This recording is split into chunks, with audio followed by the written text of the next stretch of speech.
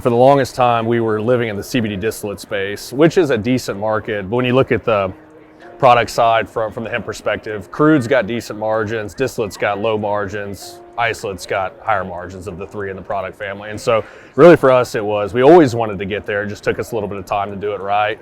And then, of course, now we have greater margin capture because margins are really pretty thin on the distillate side. I mean, you're usually doing pretty well on distillate. You're about a 5 or 10% profit margin on that side. And it's just hard to operate on those types of numbers unless you're in the grocery store business. But that was really our biggest play, and we've gotten that done really in the last 2 months. And so we're really going to market pretty hard right now. Used to be in marijuana and working in that side, Michigan. And it's much different. I mean, usually in marijuana, you're looking at 1,000, 1,500, 2,000 square foot, C1D2, C1D1 spaces. Ours is completely different. The roughly, I'd say 85 to 90% of our hemp processing is outdoors. Large equipment, we've probably got close to a mile of stainless steel piping that's moving flow from process to process to process.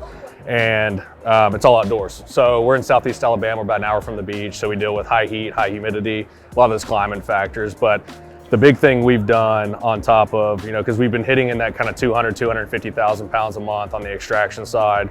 We slugged around for a couple of months and missed some of those numbers, but it's because we were installing cold extraction outdoors, which is pretty impressive. And there's certainly massive companies that do that, but we're extracting a negative 20 F outside with dealing with ambient temperatures that we realize in that state. And we're going to be pretty closely getting to negative 40 on our winterization, which is also outside, probably that like February timeframe. But really right now is the last 2 years is all about getting scale, getting big pounds, getting all that, because that's really the main ingredient you need in this industry. And now it's all pretty much quality focused and improving that side right now.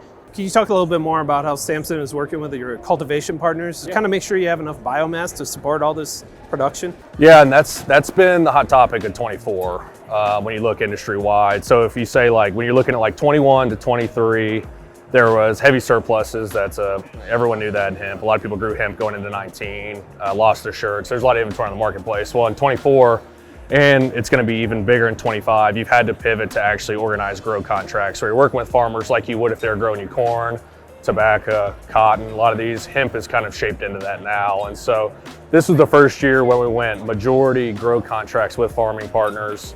About 50% of our hemp's coming out of Kentucky. And what we do from our side is we arrange with farmers that we establish a price per point on CBD. And then when we get to the harvest time, we give them checks before they send the weight. We bring it in and validate.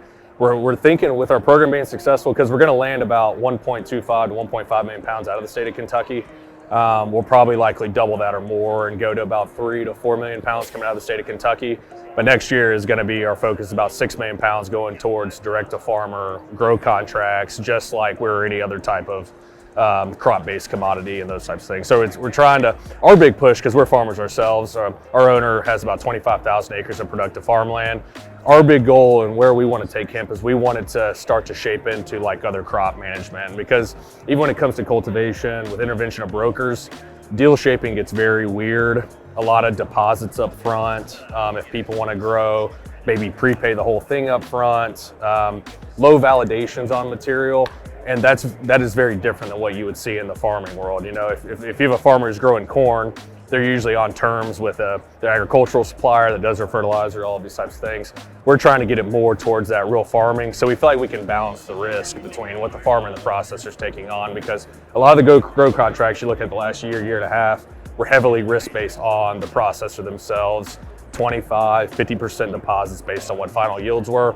And if you have a massive hailstorm, tornadoes rip through, which they love farmland, then you're kind of hung out to dry. So really trying to get it more to traditional farming.